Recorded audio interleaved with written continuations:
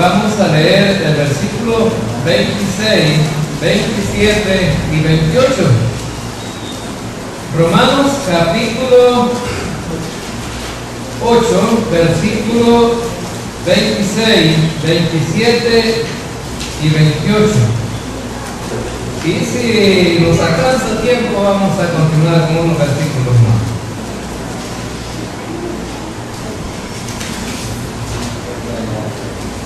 Y dice la palabra del Señor: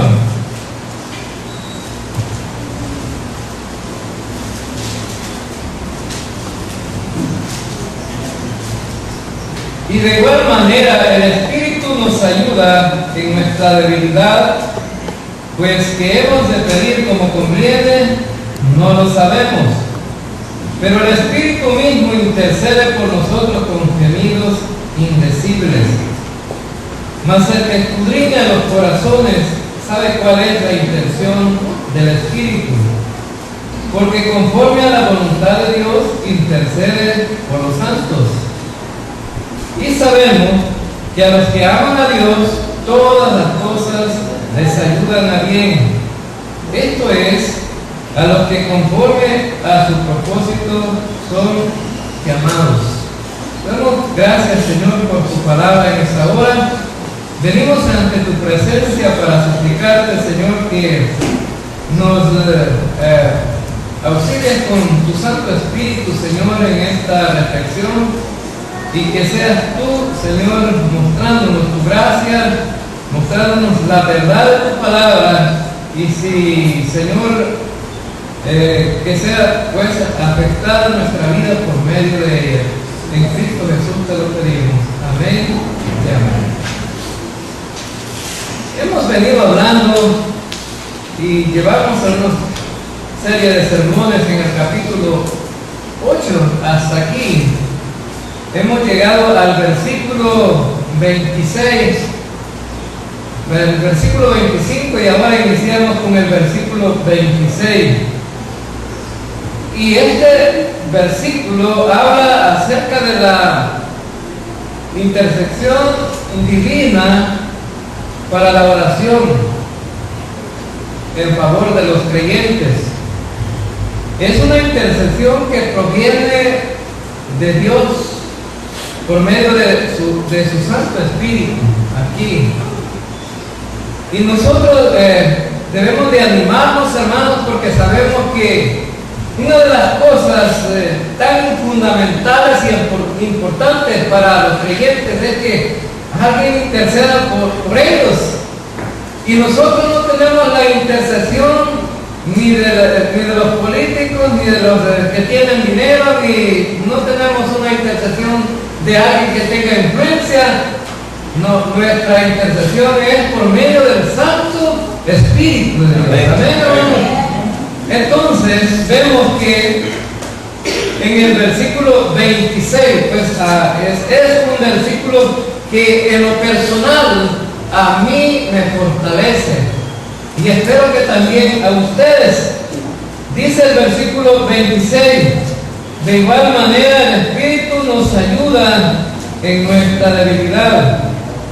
Bueno, entonces una de las cosas que vemos aquí en este versículo es que nosotros pues somos personas débiles, frágiles, personas que no tienen la capacidad. En este versículo es lo que podemos ver: no tenemos la capacidad que Dios tiene, porque Él es el Todopoderoso. Amén, hermanos. No tenemos esa capacidad, pero vemos aquí en este versículo que Él ha puesto al Espíritu Santo para que pueda orar por nosotros. Usted podría decir, ¿el Espíritu Santo puede orar? Pues sí, eso es lo que está diciendo este versículo. Cuando alguien intercede, ¿qué es lo que está haciendo? Pues una oración. Ahora entonces, y vemos que la oración del Espíritu Santo es con gemidos indecibles. En este capítulo tenemos 3 versículos que hablan de gemidos Y vemos en el versículo 22 de Romanos 8:22, dice que toda la creación gime. Así dice el versículo 22 y fue la reflexión del domingo pasado. ¿Por qué gime toda la creación? Por ser renovada. También el versículo 23 dice que todos los creyentes gemimos. ¿Por qué? Por ser renovado este cuerpo corruptible en un cuerpo incorruptible. También en el versículo 26 dice que el Espíritu Santo gime. Y esos gemidos son indecibles. Pues la palabra indecible significa algo que no se puede decir, ¿verdad? Ahora entonces, sabemos que entonces el Espíritu Santo tiene una relación personal con Dios en el cual nosotros no tenemos la capacidad para saber cómo el Espíritu Santo está hablando con el Padre y cuando Él gime está pidiendo por nosotros. En una forma más sencilla que a lo mejor podemos decir que, bueno, nosotros oramos, pero el Espíritu Santo es como un filtro. Y dice el Espíritu Santo, estas palabras de esta oración no le van a agradar a mi Padre, y por eso mejor yo las voy a cambiar por otras, para presentársela a Dios Padre, de tal manera que esa oración sea recibida por Él. Hermanos, eso es lo maravilloso, que nosotros somos ayudados, no solamente por los recursos de la gracia que tenemos ahora y que lo vemos a través de la palabra de Dios, sino que personalmente tenemos la ayuda del Espíritu Santo, la ayuda de Cristo y la ayuda de Dios. Amén.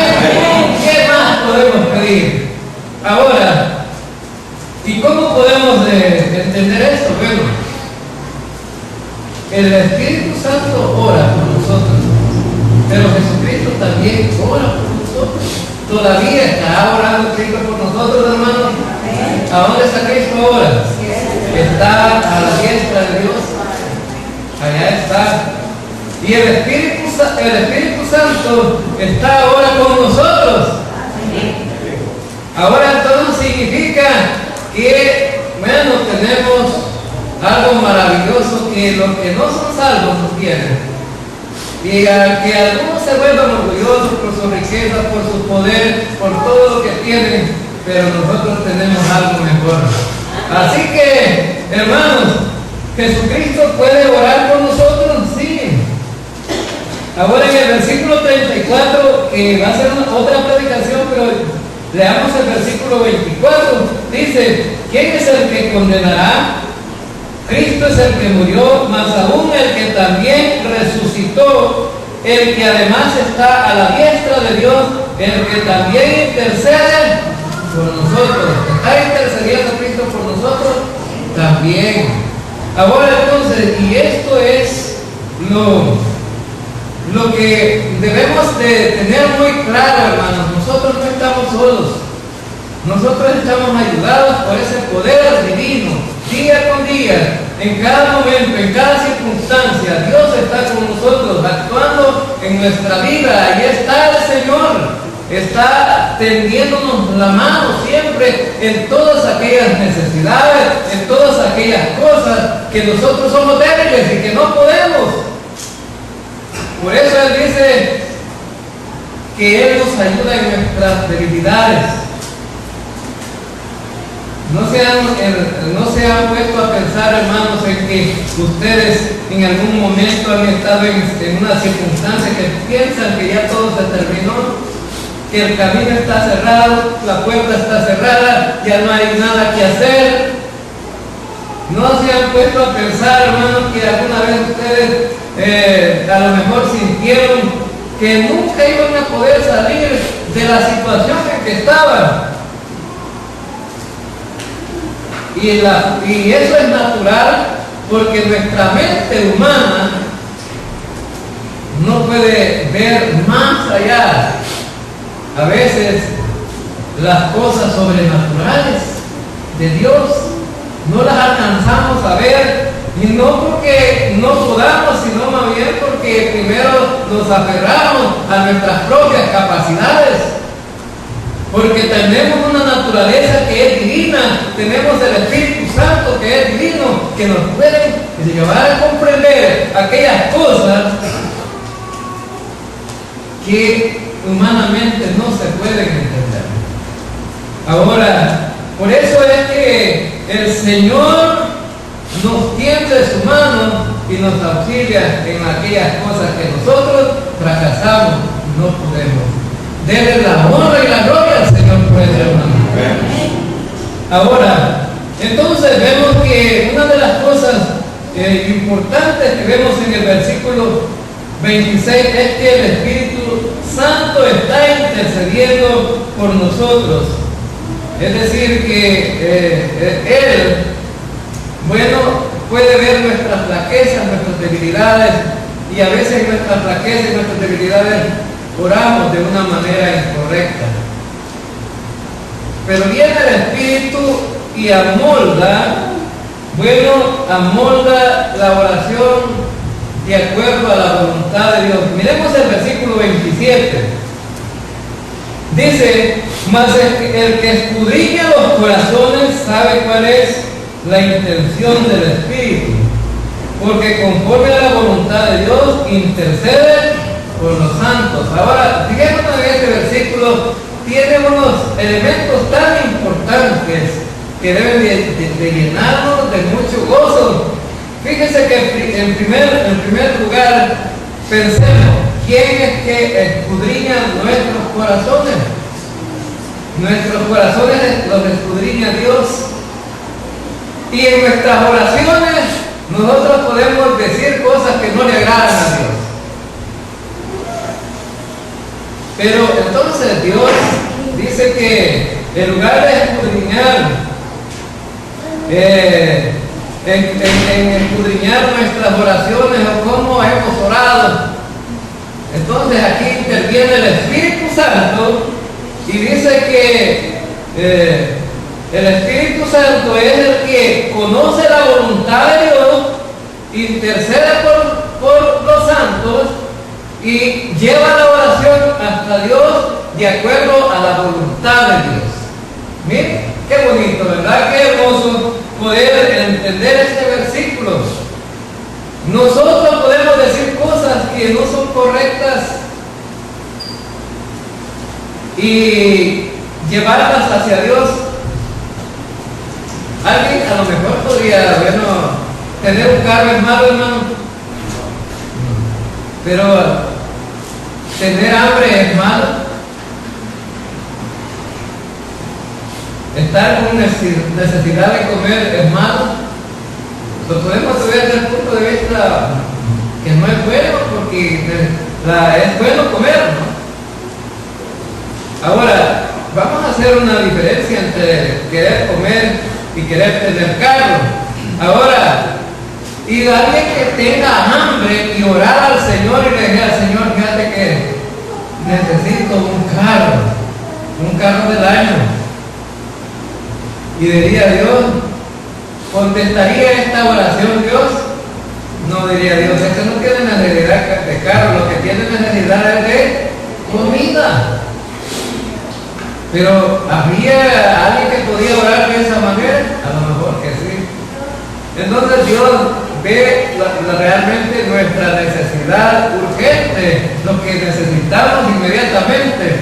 Ahora, que alguien puede tener un carro cuando se pueda, sí, lo puede tener. Ahora más bien, pero vemos aquí en el versículo 27 que es el Espíritu llevando nuestras oraciones hacia Dios de acuerdo a la voluntad de Dios. Entonces, cuando nosotros oramos, el Espíritu Santo entonces está filtrando la oración nuestra para presentarla de acuerdo a la voluntad de Dios y para que pueda haber una respuesta favorable hacia nosotros.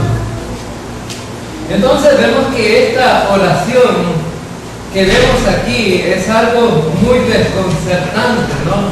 Porque desde el punto de vista humano no es posible alcanzar estas cosas, pero desde el punto de vista divino lo podemos tener todos a través de la oración, ¿verdad? Porque está el Espíritu Santo intercediendo por nosotros. Ahora, vemos que también en el versículo 28, tenemos una serie de garantías para la glorificación futura. En el versículo 28. Este versículo, hermanos, es un versículo que todos debíamos de saber de memoria. Pero no solamente saberlo, sino comprenderlo. Es un versículo que es fascinante, un versículo que nos llena pues de promesas. Es un versículo que da esperanza, es un versículo que fortalece, es un versículo que anima a pesar de las circunstancias que podamos vivir. Veamos el versículo, dice: y sabemos que los que aman a Dios, todas las cosas les ayudan a bien. Esto es, a los que conforme a sus propósitos son llamados. Ahora, hermanos, estamos hablando que los que aman a Dios, todas las cosas les ayudan a bien, pero no estamos hablando aquí solamente de cosas buenas, sino también de cosas malas. Dios es el Todopoderoso que puede transformar lo malo en cosas positivas y buenas para los creyentes. Fíjense bien, ¿cómo funciona esto? Pues, bueno, nosotros debemos dar gracias por todas las cosas, por las cosas buenas, por las cosas malas que nos pasan. Fíjense bien que así dice el apóstol Pablo cuando escribe la primera carta a los tesalonicenses, dice que hay que dar gracias por todo. Ahora entonces, esto significa que debemos de dar gracias por las bendiciones que recibimos de Dios, pero hay también que dar gracias por los problemas que recibimos también. ¿Y cuántos quieren tener dificultades, problemas? ¿Cuántos quisieran tener eso? No, nadie. Mas sin embargo, nos pasan cosas, hermanos. Nos pasan circunstancias y tenemos que enfrentarlas día con día. Ahora, fíjense que nosotros siempre aconsejamos a nuestro hijo que está trabajando con alguien que lo está maltratando. El patrón de él es un déspota que lo retuerce, que está exprimiendo hasta, ¿verdad? Y mi hijo clama por ser libertado de ese patrón, ¿verdad? Y sería fácil solo decir: ya no voy a trabajar con él, pero necesita otro trabajo para sobrevivir allá en los Estados Unidos. Ahora bien, pero nosotros siempre le decimos: respete a su patrón. A pesar de que no está tratándolo bien, respete a su patrón. ¿Es bíblico eso, hermano? Dice el apóstol Pablo que hay que respetar, a pesar de que los patrones sean ásperos. Pero alguien puede decirme: ¿cómo te va, mi hermano? Bueno, me está yendo mal. Pues dele gracias a Dios porque le está yendo mal.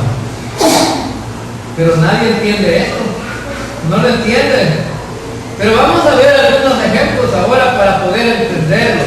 Ahora fíjense que, bueno, vemos aquí en este versículo 28 que tenemos promesas, pero también necesitamos entender el contenido de este versículo 28. Y vamos a ver que el contenido de estas cosas es que todas las cosas ayudan a bien. Todas las cosas ayudan a bien. significa que todas las cosas serían, todas, no solamente las bendiciones, sino aún los sufrimientos, nos van a ayudar para bien. No solamente las bendiciones, sino aún las tristezas, las angustias, a lo mejor la persecución, a lo mejor la pobreza, a lo mejor falta de un trabajo, a lo mejor cualquier cosa donde no nos sintamos cómodos, el Señor lo va a usar para bien. Y uno de los ejemplos más claros que tenemos en la Escritura es que podemos leer en el libro de Génesis que tenemos 9 capítulos de la historia de un hombre que toda su vida, todo fue sufrimientos, persecución, angustia, hambre. Ahora, fíjense, ustedes conocen la historia de José, pues. La historia de José. José tuvo un sueño. ¿Y qué pasó por ese sueño? Los hermanos de José lo odiaban. Ahora entonces, José estaba soportando el odio de sus hermanos. Luego, los hermanos ven a José. Imagínense usted, José un esclavo, después de ser un príncipe de la descendencia de los hijos de Jacob, ¿verdad? Un príncipe, y ahora ser un esclavo. Y lo llevaron a una tierra que él no conocía para venderlo. Estuvo sirviendo a un hombre él se ocupaba de los quehaceres del hogar de ese hombre. Y viene una mujer maltratadora que lo quiso violar, ¿verdad? Lo quiso violar, no, hermano, si es la verdad. Lo quiso violar, le decía a la mujer que se acostara con él, y José decía, no es correcto, porque usted es la esposa de mi patrón. Además, no le agrada a Dios que lo haga. ¿Y sabe qué? Un día lo agarra a la fuerza y le quitó la ropa. José tuvo que salir huyendo. Allá en el mundo dirían que José era del otro, ¿verdad? Pero no era así. Lo que era José era que era un verdadero hombre. Era una persona correcta. Porque aquí ven los conceptos en el mundo, están todos equivocados, ¿verdad? Algunos que le llaman hombres no son hombres, pues. Y no estoy hablando aquí de género en este momento, sino más bien de las actitudes de las personas. Ahora, fíjense que entonces este hombre después lo mandan a la cárcel. Lo mandan a la cárcel. Pero, estando en la cárcel allá, se mete a servir también allí José. Y de allí, Dios tuvo misericordia de este hombre, lo saca de la cárcel, lo pone a servir en el palacio del rey y llegó a ser uno de los más principales allí en ese reino. Ahora entonces, resulta que Jacob dijo, toda la amargura y la tristeza de haber perdido a mi hijo y de todas las cosas que han hecho mis hijos, y empezó a quejarse de los hijos. Jacob, ¿verdad? Todo es contra mí. Pero Dios veía las cosas de otro punto de vista. Es como que nosotros nos quejáramos, todo lo que me pasa, como que Dios no está conmigo, todo lo que me está pasando, como que yo estoy solito, todo es contra mí. ¿No, hermanos? Hay que ver las cosas de otro punto de vista. Me gustaría que leyéramos Génesis capítulo 50.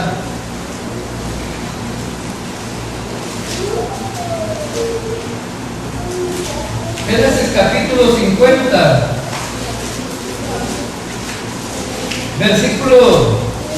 versículo 20. Vosotros pensasteis mal contra mí, mas Dios lo encaminó a bien para hacer lo que vemos hoy, para mantener en vida a mucho pueblo. ¿Cómo lo vio José?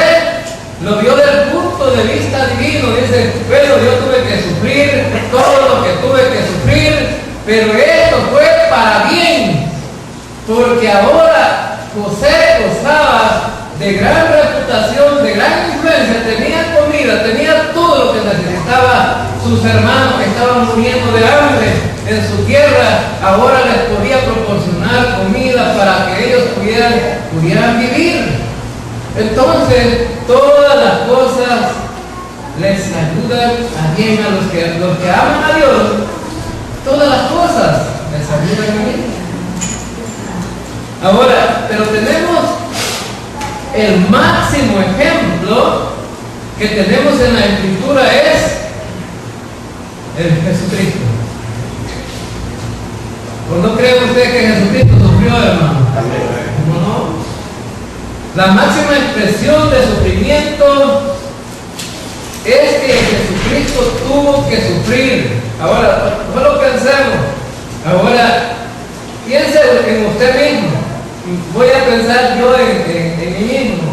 Piense usted en su propia persona. ¿Ameritaba que Cristo muriera por usted? Mi respuesta es no, porque era el más grande de los pecadores. Y el que murió por mí era el más santo de los santos, de la expresión de santo. Era el Dios vivo encarnado muriendo por los pecadores. Entonces, y vemos que el sufrimiento de Cristo, no creen que ahora cuando la gente celebra la muerte de Cristo y cuando anduvo aquí en la tierra lo ve como algo superficial, pasajero. Debemos de verlo desde el punto de vista esencial, hermanos. El sufrimiento de Cristo, desde el punto de vista humano, es que la golpiza que le dieron, no crea que fue tan sencilla. Le dieron latigazos y le rompieron la espalda con unos huesos filudos que ponían en los látigos para castigar. A la gente le herían la espalda que moría desangrada. Le pusieron una corona de espinas, le arrancaron la barba y le dejaron en la piel destrozada. Y bueno, esa fue una barbarie. Ahora entonces, pero ¿cómo puede ser esto, hermano, de que todas las cosas le ayudan para bien? Bueno, Jesucristo, lo que hizo por nosotros fue provechoso o no. Si no estuviéramos nosotros aquí hoy en esta mañana, le damos la honra y la gloria porque por la muerte de Cristo estamos aquí. Amén. Él murió por nosotros para salvarnos de nuestros pecados. Él clavó en la cruz todos los pecados de nosotros. Él murió por nosotros. Y por eso es que nosotros ahora decimos que somos salvos y tenemos la vida eterna. Amén, hermanos. Por eso es que podemos decir, ¿la muerte de Cristo ayudó para bien? ¿Sí o no? Claro que sí, ayudó para bien. Y hay algunos en este tiempo todavía que no entienden la muerte de Cristo. Le dan la honra y la gloria a cualquier líder, le dan la honra y la gloria a cualquier cosa, al poder, al dinero, a lo que sea, pero no le dan la honra y gloria al que murió por ellos. ¿Cómo no lo entienden? Ahora, más sin embargo, en este versículo 28 dice que los que aman a Dios, todas las cosas les ayudan para bien. Ahora, pero podría decir yo, mi sufrimiento, ¿en qué ayuda? ¿En qué ayuda mi sufrimiento para bien? Algunos de nosotros hemos sido rebeldes, creyentes rebeldes, ¿verdad? Pero el Señor a veces nos manda sufrimiento para que cambiemos nuestra forma de ser, de pensar. Hay estereotipos en nuestra mente que cuesta quitarlos de ahí, ¿verdad? Y el Señor nos está mandando ahí, ¿verdad? De repente, algunas disciplinas para que nosotros podamos cambiar nuestra forma de ser. Y decía mi hermano que ya falleció, decía, si yo me hubiera quedado en Estados Unidos, no hubiera sido salvo.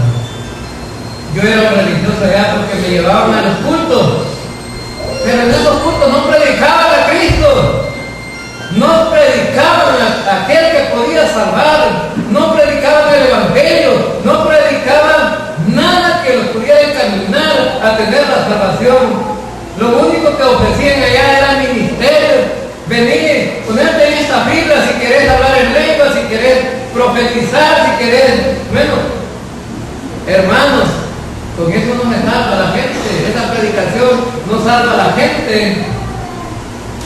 Y me dice mi hermano, le doy gracias al Señor, porque me enfermé y así pude conocer a Dios. Ahora, hermano, hay algunos que se han enfermado para conocer a Dios. Pues mi hermano fue uno de esos. Y no cree que la enfermedad de mi hermano fue tan sencilla y quedó inválido el día que le dio el derrame allá en Estados Unidos. Él quedó paralítico. Estaba en una cama ahí. Pero Dios arregla todas las cosas conforme a su propósito. Y llegaron unos hermanos a orar por él en esa cama y mi hermano me levantó. ¿No creen ustedes, hermanos, que es el Dios Todopoderoso en el cual hemos creído?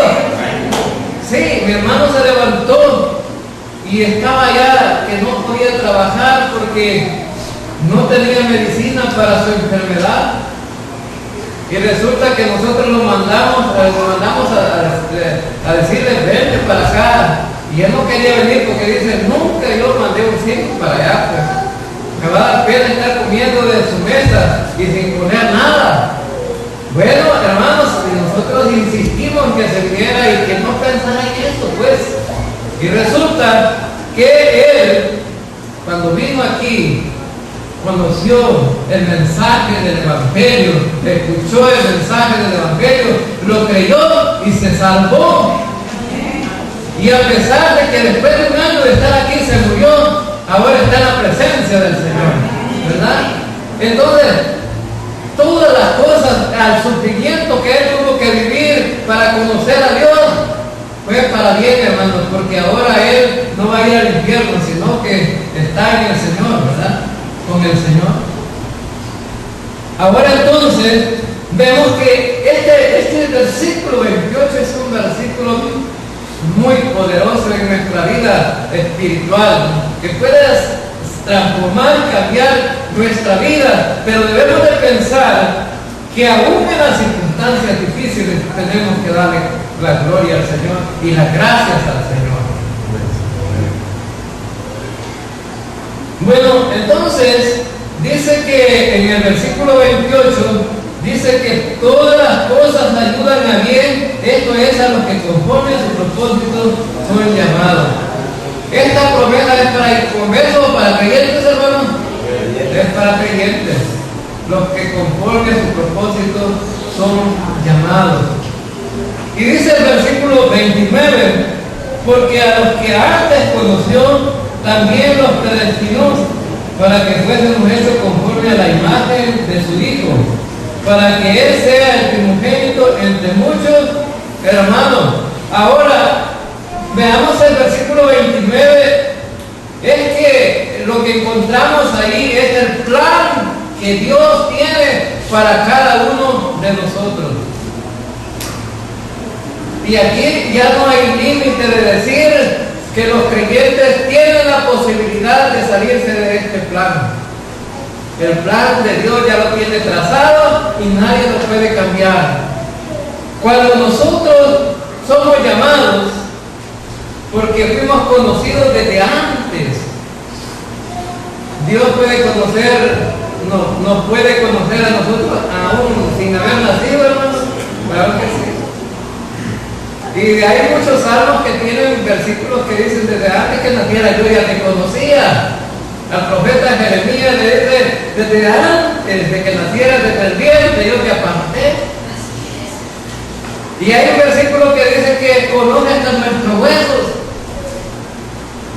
Y hay un versículo que dice que hasta los cabellos de nuestra cabeza están contados. ¿Sabe todo el Señor entonces, hermanos? Claro que sí.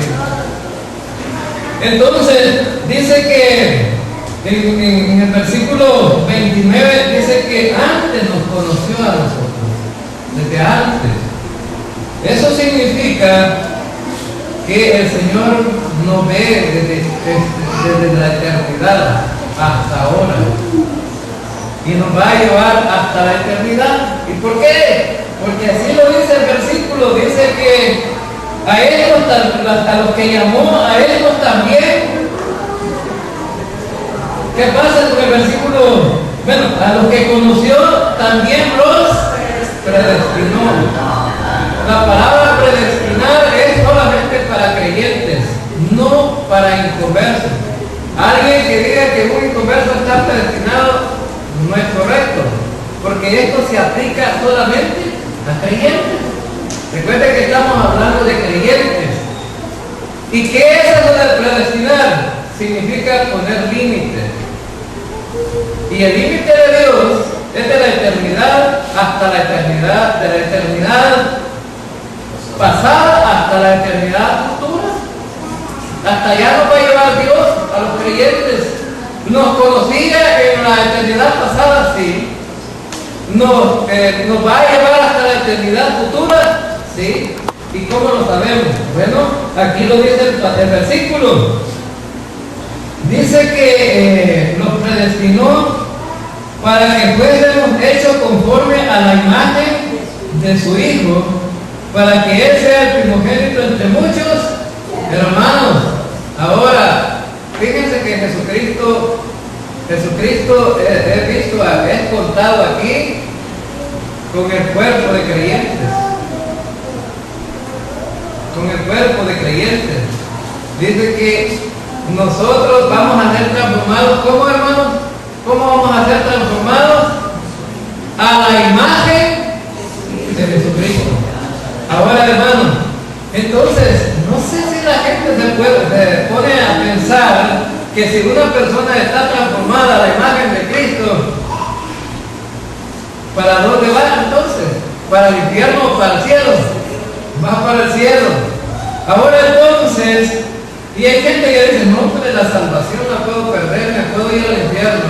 El que es salvo, el que es creyente, no puede ir ya al infierno, porque el Señor lo rescató de sus mala manera de vivir y lo lleva hasta la eternidad. Esto es el plan de Dios, porque miren lo que dicen las siguientes palabras del versículo. Bueno, el versículo 30, perdón. A los que predestinó, a estos también llamó. Y a los que llamó, a estos también justificó. Y a los que justificó, a estos también glorificó.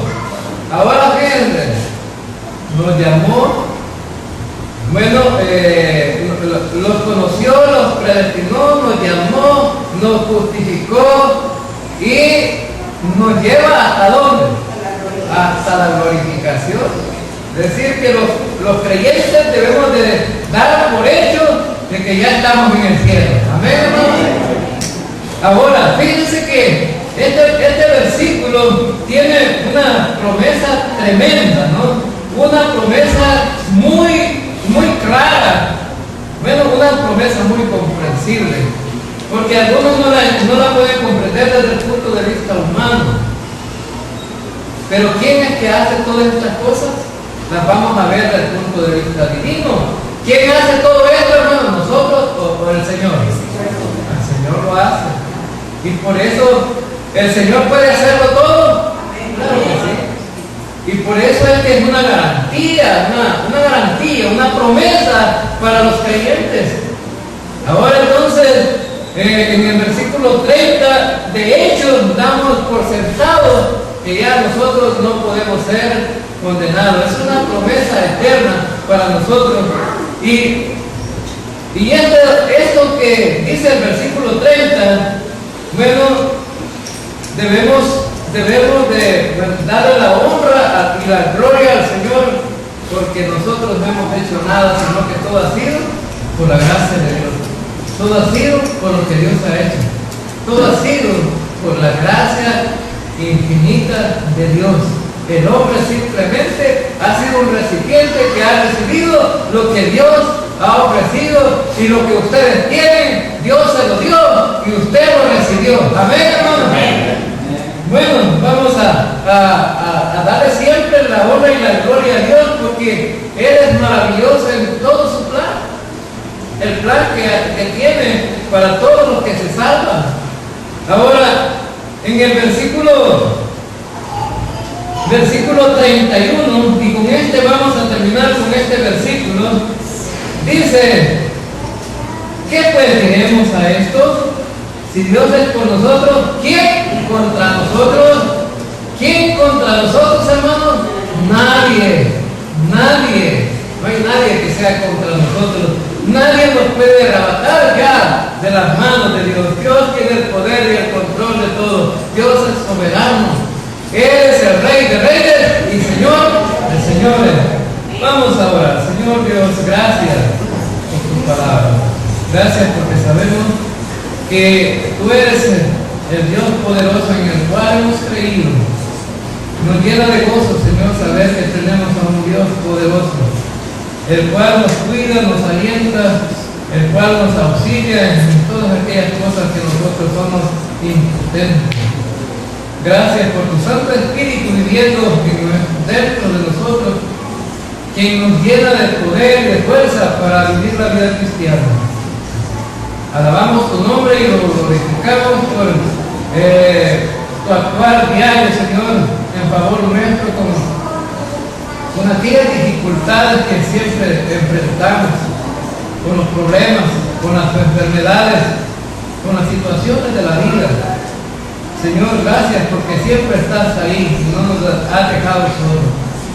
Así que, Señor, te pedimos que en esta semana que viene tú tengas cuidado de esta iglesia, de los creyentes que tienen sus ministerios, y que los puedas empoderar, Señor, con tu Santo Espíritu para poder servirte. Y la honra y la gloria sea para ti, Señor.